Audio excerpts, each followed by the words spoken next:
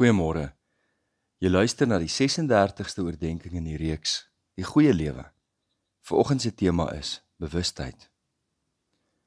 In oordeenking 29 tot 32 van verlede week het ons gepraat oor die volgende belangrike temas, net om ons gedagtes te verfris.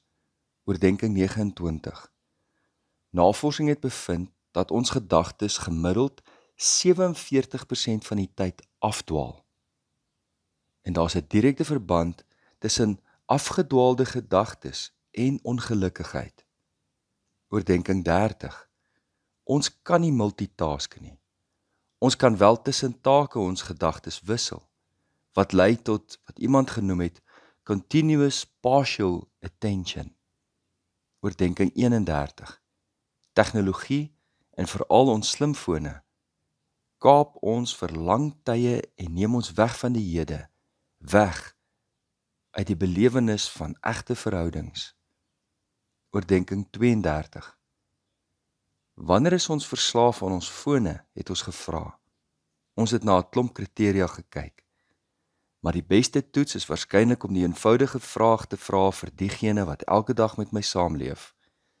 Hoe voel jy oor my selfoongebruik?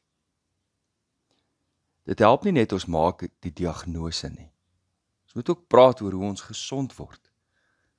Dit help nie die dokter sê vir ons eet verkeerd nie. Sy behoort 'n goeie dieetplan voor te stel. Dit help nie die fisioterapeut sê ons spiere is in spasma nie. Ons moet 'n goeie strekplan hê. Wat is ons plan teen verdwaalde gedagtes, voortdurende aandagafleibaarheid, verslawing aan tegnologie en sosiale media?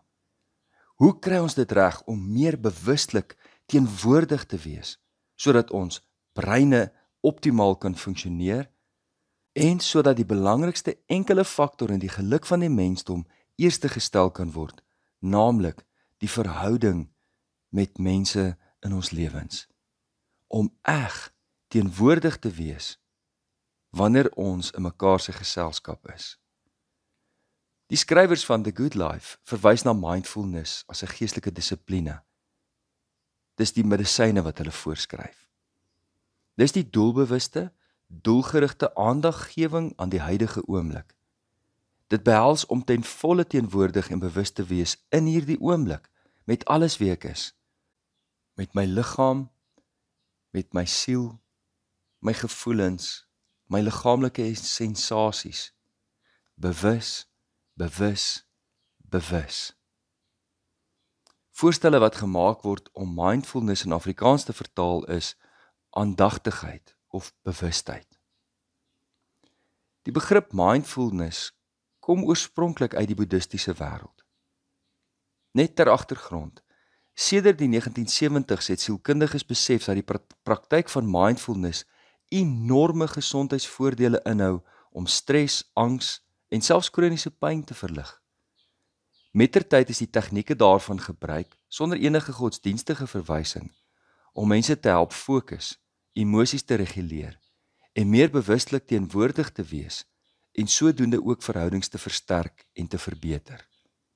Ek wil dit vanoggend beklemtoon. Mindfulness behoort nie aan boeddhisme nie. Dit is omdat die boeddhisme deur die bank mindfulness beoefen en dat 'n sielkundige wat 'n boeddhis was, hierdie tegnieke voorgestel het dat dit so gekoppel word aan boeddhisme. Maar mindfulness, bewustheid, is nie in sigself 'n godsdienstige begrip nie. Ek sê weer, dit behoort nie tot die boeddhisme nie. Oor die eeue heen was daar mense wat hierdie praktyk in die besonder onder die knie gehad het en wat dit met groot sukses en met groot vreugde toegepas het in hulle lewens. Ons het ook in die Christelike tradisie baie belangrike wortels wat teruggaan na praktyke soos kontemplatiewe gebed, stilte en bewuste aandag vir God se teenwoordigheid. Hierdie wortels gaan terug na die vroegste tye en is deur die eeue beoefen. Dink 'n bietjie aan Psalm 46 vers 10. Wees stil en weet dat ek God is. Om stil te raak. Hierdie teks verwoord die hart van Christelike bewuswording, om tot stilstand te kom, stadiger te leef, die innerlike geruis in my lewe stil te maak en doelbewus op God te fokus. Christelike stilte gaan nie soseer oor die leegmaak van die gedagtes nie, maar oor die vervulling daarvan met bewussyn van God se teenwoordigheid. Jesus het gereeld stil plekke opgesoek om te bid. Lees Lukas 5. Wat ons leer van intentionele stilte en gemeenskap met die Hemelse Vader. Jesus was volkome teenwoordig by mense.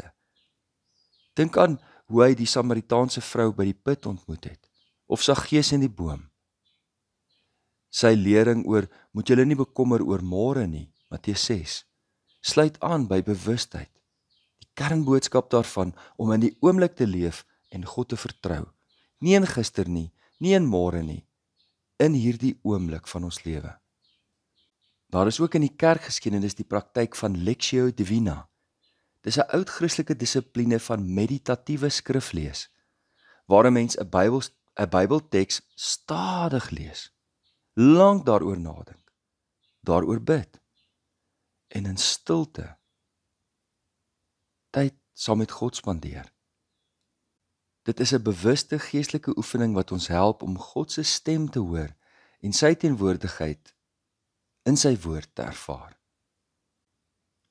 Wanneer ons bewus word van God se teenwoordigheid in die daaglikse oomblikke van ons lewe, ja ook in die klein dinge, in die alledaagse, verander werk, verhoudings en uitdagings, in oomblikke van genade, van geestelike groei, bewus dat God vir ons 'n lewe geskep het, veel anders as hierdie angsvervulde bestaan, in die afwesigheid op die plekke waar my lewe die meeste betekenis vind.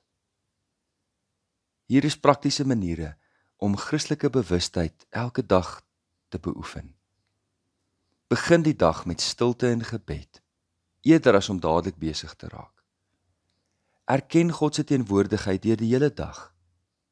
Bid, Here, ek vertrou U in hierdie oomblik. Beoefen dankbaarheid. Dank God gereeld vir klein seëninge. Lees en oordink die skrif stadig, nie net vir kennis nie, maar om God se stem in die teks van die Bybel te hoor, in die woorde van die Bybel te hoor. Luister met volle aandag na mense. Gesprekke is heilige momente. Let op jou asemhaling. Wanneer jy so stil raak, haal deur jou diafragma asem, nie bo in jou borskas nie. Dit maak jou net meer benoud. Gaan sit ergens stil, bewus van die oomblik, en haal diep en stadig asem. Die praktyk van bewustheid staan tussen ons en 'n angsvervulde bestaan. Ons gebed vanmôre kom uit die groot gebedeboek.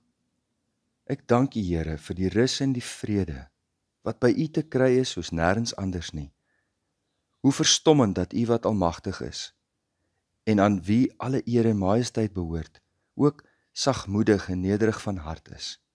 Dankie, Here, dat wanneer ek met U praat, U my juk van daaglikse bekommernisse draaglik maak en my laste ligter laat voel wanneer U fluister. Kom na my toe, almal wat uitgeput en oorlaai is, en ek sal julle rus gee. Dankie, Here. Amen. Liefde en 'n geseënde dag vir elkeen.